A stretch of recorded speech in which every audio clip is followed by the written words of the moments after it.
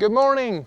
In this beautiful sunny day, you can actually tell it is very sunny because it's overblowing my exposure, like literally sky is gone and part of my face as well. But I'm not talking about this today, since this is like the very last day pretty much when we have so beautiful sun, because you know, winter is coming. I decided to make some videos and I'm gonna make today video about this, I'm gonna make video about this, but you're probably thinking only about one thing that I've actually unboxed last time, which is Cayin N3 Pro, which is my new DAP. Will it gonna be my daily driver? Well, we're gonna talk about this right now because this is a full review of Cayin N3 Pro.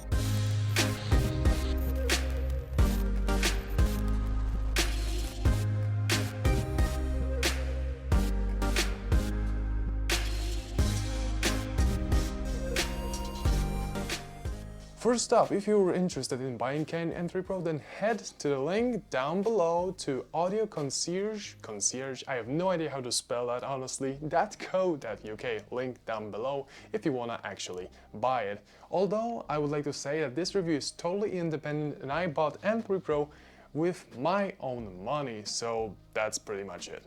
Okay, so let's start with this. As you remember, my very first DAP was X-Duo X3 II. It's actually my previous DAP and Cayin N3 Pro is my second DAP. And the thing is, I really like X-Duo X3 II because this thing is very versatile. It has a lot of functionality. It has two-way Bluetooth. It was probably like one of the very first devices that actually featured it. It has Type-C, great battery, 13 hours of battery life, 210 milliwatts of power at 32 ohms. It's really versatile, but you know, it's $100 DAP. And when you have so much functionality, the sound quality, it literally gets sacrificed. So I was thinking about an upgrade, but I literally wanted something better than X-Duo X3 II in X-Duo X3 II shape. So it's supposed to be really small, it was supposed to be powerful. So I was literally digging a lot of DAPs. I was looking through channeling library, Theo, I was checking Opuses, I was checking Lutu, and plenty much of stuff, Astle and Kern for example, but all of them always had some problem. Most of the time they were just too expensive, too bulky, the battery life was just terrible, they had micro USBs for charging, like what year are we living? Like, what is happening here? And during summer, when I was working in Germany, I had pretty good salary. They've announced Cayin N3 Pro, which actually checked almost all the marks for me, so I decided to pre-order it. And for the first time in my life, I became an early adopter and definitely regret it, but we're gonna talk about that later. Okay, so let's talk about Cayin N3 Pro. So I'm just gonna talk you through what you're getting in the box, which is basically a DAP, USB Type-C, a standard silicone case, which is transparent, which is okay to have it because, you know, you don't want to scratch your $500 DAP, right? And some papers, and that's pretty much it. When you are pre-ordering it, you are also getting a special green leather case, which I have it right here. If you want to buy it right now, it costs apparently around $30. It's really great quality. It's basically leather. It's strengthened with all the metal frame. It's really nice. I really like this case. Now let's talk about build quality, and first I'm gonna obviously introduce my previous DAP, which is X-Duo X3 II, because this thing is tiny, and Cayin N3 Pro in size also is pretty tiny for whatever it actually packs because it has a lot in specification. But the thing is, it's actually really thick. It's like 3 times the standard smartphone today. So if you don't like thick DAPs, that's maybe not an actual option for you. At the front we have touchscreen, which is a 320 by 480 resolution, as I remember. It's not high resolution, but you probably know this is music player, and if you want a, I don't know, a big resolution screen, then you should probably go with some kind of a smartphone, because high resolution on your music player only means you're gonna get really bad battery life, which is not recommended. If we're talking about front, we also have a film protector that is pre-applied from the factory, and I'm gonna say this, it's really similar to what you're getting with your foldable devices, you know, with devices that actually have foldable screens, so they can't actually have like a glass protector because, you know, glass does not bend because glass breaks if it's bended. So this is some kind of a, you know, like a plastic, and if you ever like encountered a foldable screen and if you saw that you can literally like like damage it, that screen protector, with a nail, you're pretty much getting exact same situation here. At the front we also have a home button, which is also a LED. I'm gonna talk about it when we gonna turn on the device. At this side we have volume knob, which is also a power button, so you can turn on and turn off your device by using it, and also you can change your volume, which is pretty self-explanatory. But I have really huge problem with that. And first up, that's gonna be the very first problem I have with this specific DAB, with this specific model I have in my hand. So I went to 100, and then when I stopped listening to my Bluetooth speaker, I disconnected and went back to 35 because I wanted to listen to my IEM. After this process, my volume knob simply died. And it doesn't work at all. It wasn't some sort of bug from the system, it just doesn't work, and it doesn't look like it's gonna work, because if you want to actually change somehow the volume of this specific thing, you have to hold the top right portion of this knob and then push it really hard, and then try to change the volume, which you can do by like 5 values or something like that. And of course you're scratching your body off the DAB under it, and then you can turn off your DAB because, you know, 6 seconds you're pushing it and it's going to shut off completely. So yeah, I've been watching Head5 forum thread of N3 Pro for a few weeks already, and literally no one ever spoke about this. So I guess this is only the problem of my specific unit, and that's pretty much it. I'm just unlucky early adopter. So let's move on. Under volume knob, you also have media keys. So you have play, pause, backtrack, and forward track, which is pretty normal. The play pause is actually a little larger button, but still they're pretty close to each other. So sometimes it's just kinda really tough to distinguish which actual button you're pressing. On the other side, you only have micro SD card slot, and at the bottom we have still plenty of stuff for such a small DAB. From the left side, USB Type-C, then we're getting 3.5mm line out, then we have 3.5mm single-ended and 4.4mm balanced. And from that 4.4mm balanced, you can get up to 800 milliwatts at 32 ohms of power, which is a lot for such a small DAB, and it doesn't stop there. So if we're gonna go back to the front, you probably can see there's like a screen, there's home button, and there's like a huge gap between them, and I don't know who the hell is drifting on my road right now. It doesn't really matter. So this gap actually contains something really special, because as I remember, there are only 3 DABs on this world that actually has such thing, because Cayin N3 Pro is $500 DAB that actually has physical tubes inside. So you probably heard about that term, a tube amp, those big bulky amps that actually has some tubes on top of it, and when you're turning them on, those tubes can glow with beautiful orange color, and sometimes they can get really hot, but most important, they can give you tube sound. And the thing is, with N3 Pro, you can get it in an actual DAB, a DAB that is this small, because this thing has, as I remember, Raytheon Gen 6418 miniature tubes that were used in military, for example. These are vintage tubes. So yeah, N3 Pro has this very special feature, and right now I have to head home because it's getting dark. So let's fast forward to my room.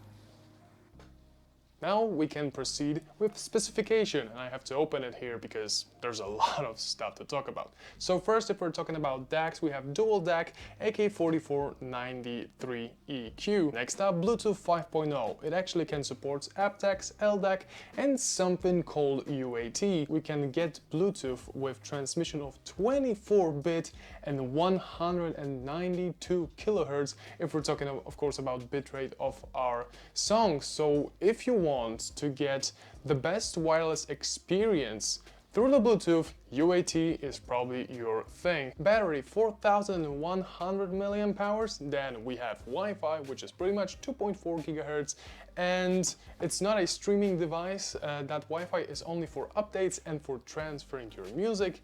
And then the entire package weighs 195 grams. So it's not only small and thick, but it's also pretty heavy. So it's a chunky boy, basically. Okay, now we can turn it on, and I gotta say, it's actually launches pretty quick. If we're talking about OS, it's not Android. It's actually proprietary OS called Cayin OS. And if you've ever tested or had Cayin N8, which is actually a tube flagship from Cayin, this is basically the exact same system. You're gonna launch your DAP and you're gonna see this, which is actually a menu where you can find your songs, and we have folders, we have your playlists, we have songs, artists, albums, genre, etc, etc. As you remember, I'm a shuffle boy, so most of the time I'm just going to songs and taking a functionality called play all songs and then going to shuffle, and I'm getting 6,500 tracks playing in one playlist, which is pretty nice for me. If we're talking about actual functionality and how to use that system, it's pretty much just like Android on iPhone.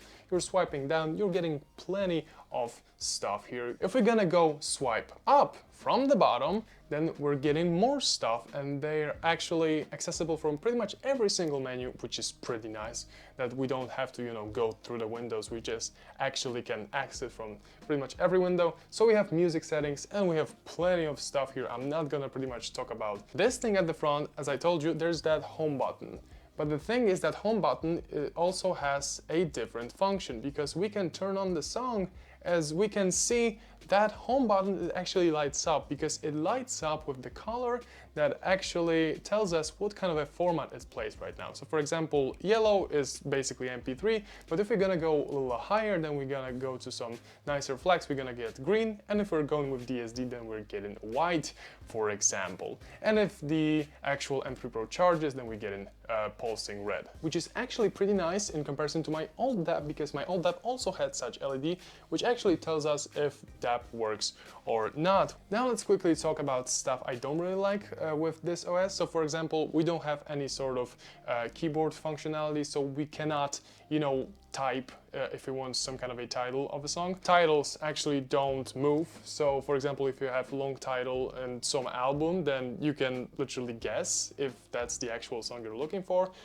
You're swiping and you can see there are no thumbnails whatsoever. You're gonna stop and they're gonna load suddenly within 3 to 5 seconds. A huge problem for me actually is, though, that my Bluetooth simply doesn't work.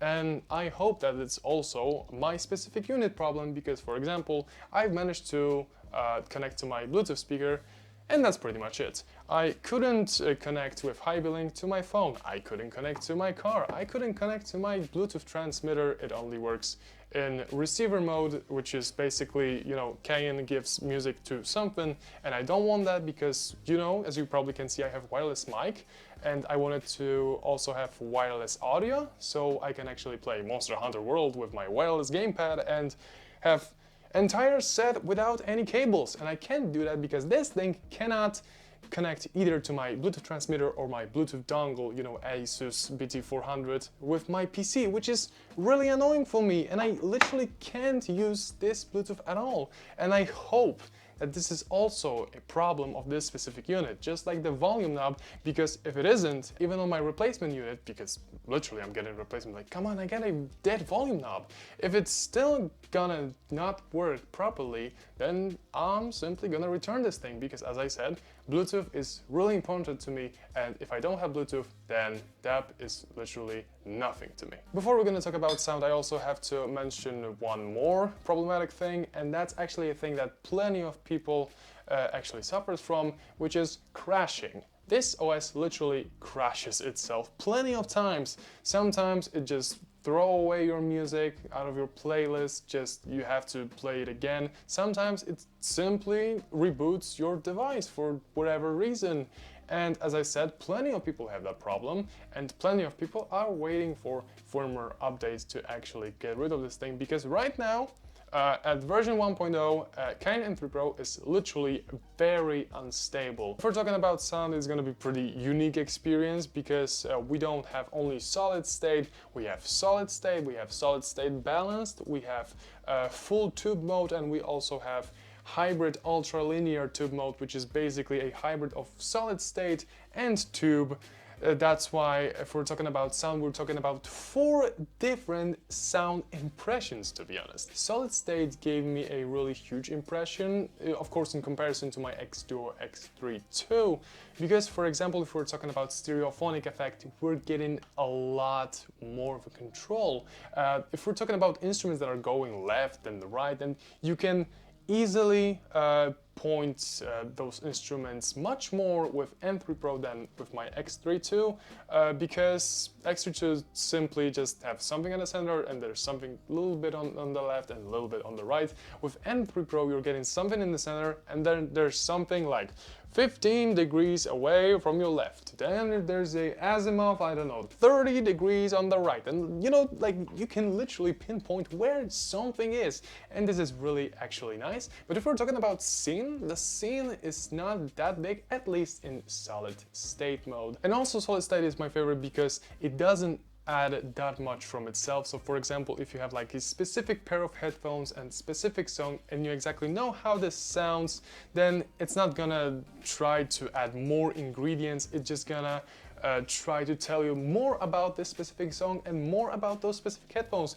which is pretty nice for me. And for example, when my daily driver IEM is like IMR R2, which is really V-shape type of an IEM, then I prefer to not add anything to it, because if you're gonna get a little more treble, then it's just gonna get really painful, and if we're gonna get a little too much of a bass, then it's gonna get really thick. So yeah, solid state for me is a winner, at least for universal use, because it doesn't add that much from itself. It just trying to resolve some things and help with identifying stuff in your tracks, which is pretty good. So we're gonna fast forward to tube modes, and we're gonna start with full tube mode, which is actually triad mode. I honestly don't like triad mode, mostly because sound is getting literally too thick and too warm for me. And I just feel like some of the detail just falls apart, just getting away. I can't hear a lot of stuff in my tracks.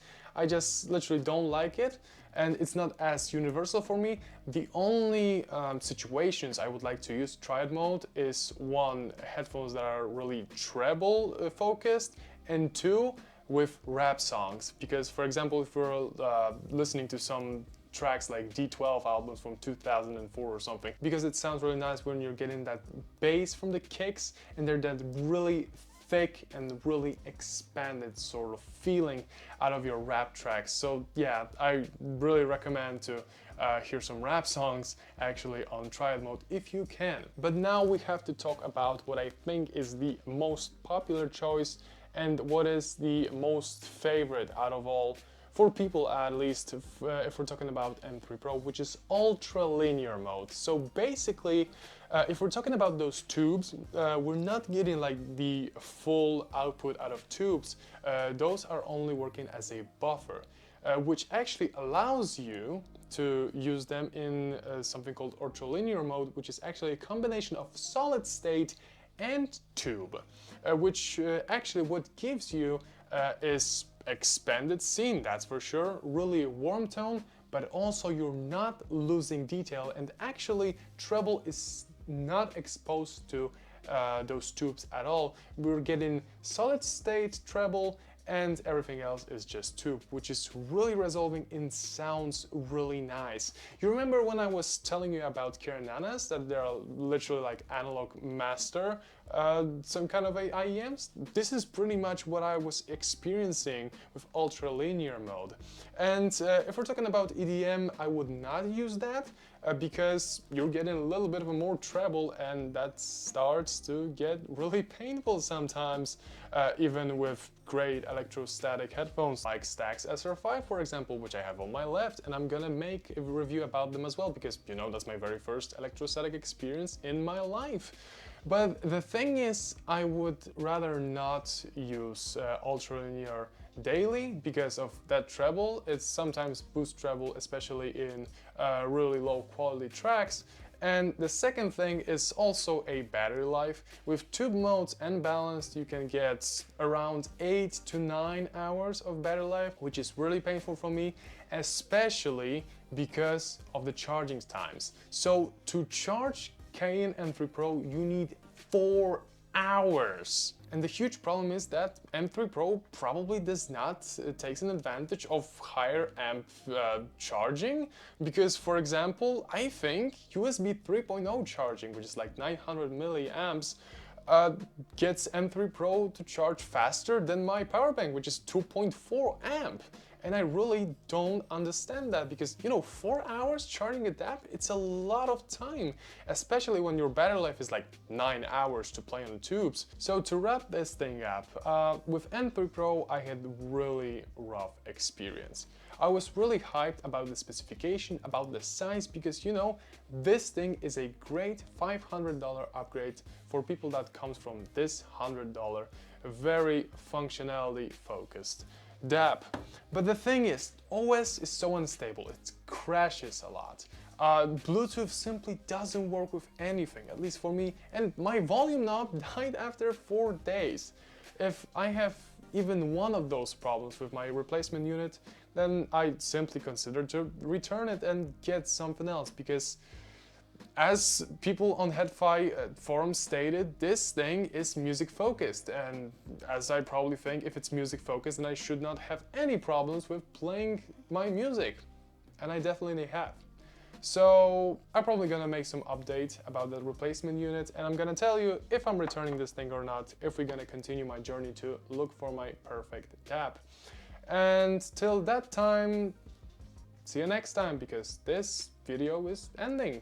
Make sure to like this video if you liked it, subscribe to the channel if you haven't done that yet, and also visit my Instagram bitwolf.film, where you can check my photos, my stories, and also DM me if you want to get some answers on some questions, like for example, what headphones, IEMs to get, what DAPs to get, or if you want to just talk about something like, oh, this thing is so bad, it's so terrible. So yeah, till the next time, see ya!